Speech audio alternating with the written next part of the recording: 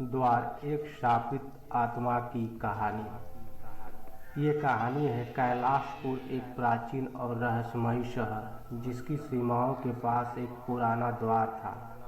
मोक्ष द्वार। सदियों से कहा जाता था कि जो भी इस द्वार से गुजरेगा उसे मोक्ष मिलेगा, लेकिन इस रहस्य को आज तक किसी ने परखा नहीं था। लोग कहते थे कि इस द्वार को पार करने वाला कोई लौट कर नहीं आया, लेकिन क्या सच में मोक्ष मिलता था या फिर कुछ और ही रहस्य छिपा था? यह जानने का फैसला किया अर्जुन ने, जो एक खोजी पत्रकार था और इस रहस्य की गहराई तक जाना चाहता था। अर्जुन को जब मोक्ष द्वार के बारे में पता चला तो वह इसे लेकर उत्सुक हो गया। लोगों ने उसे बहुत समझाया कि वहाँ मत जाओ, लेकिन वह अपनी जिद पर अड़ा रहा। रात के अंधेरे में वह अपने दोस्त रवि के साथ उस द्वार की ओर बढ़ा। द्वार पर पहुंचते ही उन्हें अजीब सी ठंडक महसूस हुई।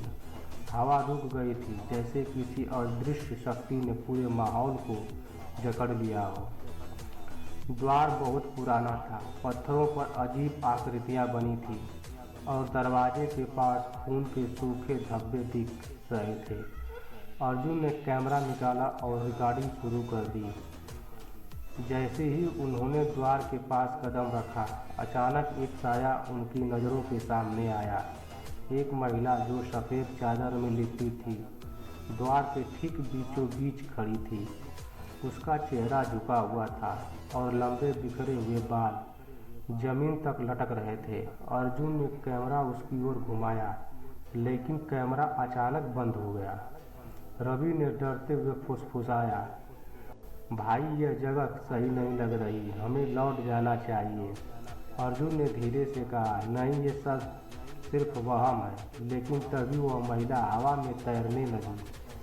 महिला ने धीरे से सिर उठाया, उसकी आंखें खाली थी, काले गड्ढे जैसी। उसकी होठों पर एक भयानक हंसी फैल गई। उसकी हड्डियों से निकली आवाज़ गूंजने लगी, तुम्हें भी मोक्ष चाहिए? अर्जुन और रवि के शरीर में बिजली दौड़ गई।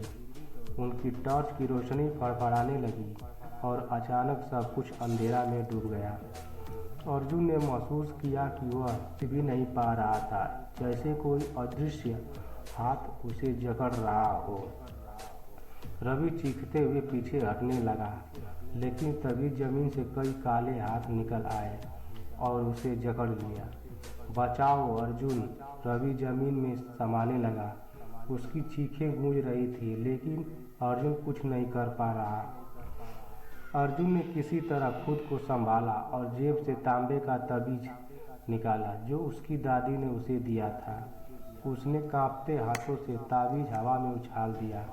ताबीज ने जैसे ही चुड़ैल को छुआ, वह जोर जोर से चीखने लगी, नहीं, मैं मुक्त नहीं हो सकती, मैं हमेशा यहाँ रहूँगी। वह जलने लगी, उसकी आत्मा हवा में भभक उठी। उसकी दर्दनाक चीख पूरे जंगल में गूंज उठी। धीरे धीरे द्वार पर बनी आकृतियाँ भी जलने लगी और रात फिर से सामान्य हो गई। अर्जुन ने पीछे मुड़कर देखा, रवि गायब हो चुका था। अर्जुन बदहवास हालत में शहर वापस लौटा। किसी ने उसकी बात पर भरोसा नहीं किया, लेकिन उसके कैमरे में एक आखिरी रिकॉर्डिंग रह गई थी, तुम्हें भी मोक्ष चाहिए? चुड़ैल की वही हंसी, वही साया और अंतिम फ्रेम में रवि का डर से फूला हुआ चेहरा। उस दिन के बाद अर्जुन कभी मोक्ष द्वार के पास नहीं गया, लेकिन अब भी आधी रात को अगर कोई उस द्वार के पास जाता है तो हवा में एक डरावनी हंसी गूंजती है। धन्यवाद मित्रों, ये डरावनी कहानी आप लोगों को कैसी लगी कमेंट करके ज़रूर बताइएगा और मेरे चैनल को सब्सक्राइब करके लाइक ज़रूर कर दीजिएगा और अपने सभी ग्रुप में शेयर भी कर दीजिएगा। धन्यवाद मित्रों।